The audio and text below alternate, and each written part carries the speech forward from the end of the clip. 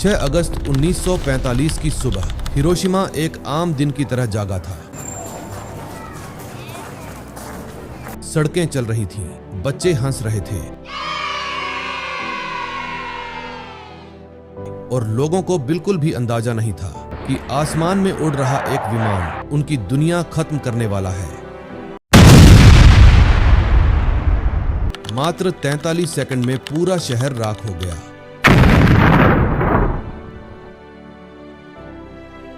नमस्कार, मेरा नाम रंजीत है और आप देख रहे हैं डार्क रेडियो स्टेशन।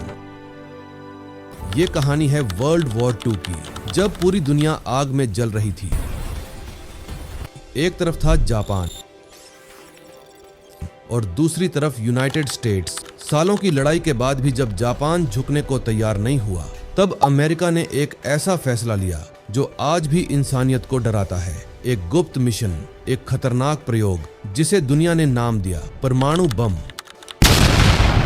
सुबह 8:15 एक विमान एनोला गे हिरोशिमा के ऊपर पहुंच चुका था और फिर एक बम गिराया गया।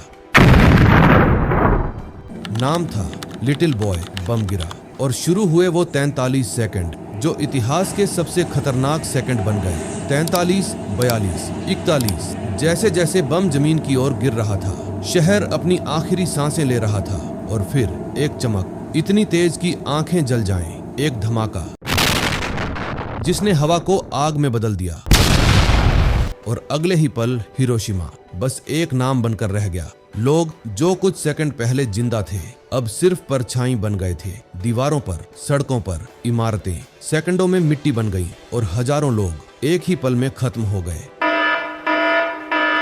लेकिन जो बच गए उनके लिए असली दर्द अब शुरू हुआ था।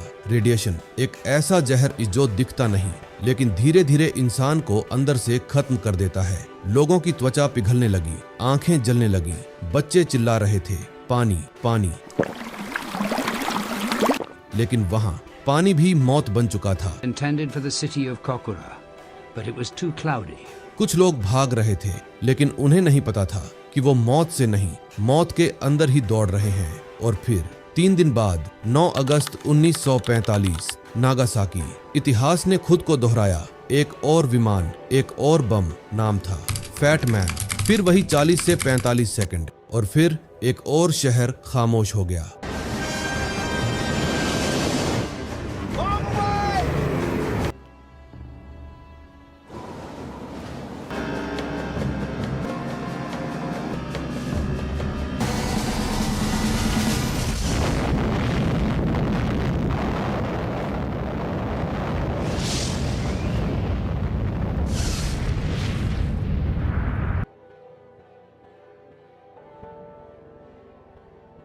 एक माँ अपने बच्चे को ढूंढ रही थी लेकिन उसे सिर्फ राख मिली।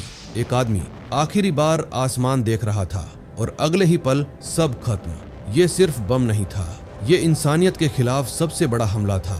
लाखों लोग मारे गए और जो बचे वो भी धीरे धीरे मौत के हवाले हो गए। आखिरकार जापान ने हार मान ली और वर्ल्ड वॉर 2 खत्म हो गया। लेकिन सवाल आज भी जिंदा है, क्या इतनी तबाही जरूरी थी? क्या जीत के लिए इतनी बड़ी कीमत चुकानी सही थी? आज भी हिरोशिमा और नागासाकी के लोग उस दर्द को याद करते हैं और दुनिया को चेतावनी देते हैं कि अगर इंसान ने अपने गुस्से पर काबू नहीं पाया तो अगली बार शायद पूरा दुनिया ही 45 सेकंड में खत्म हो जाए।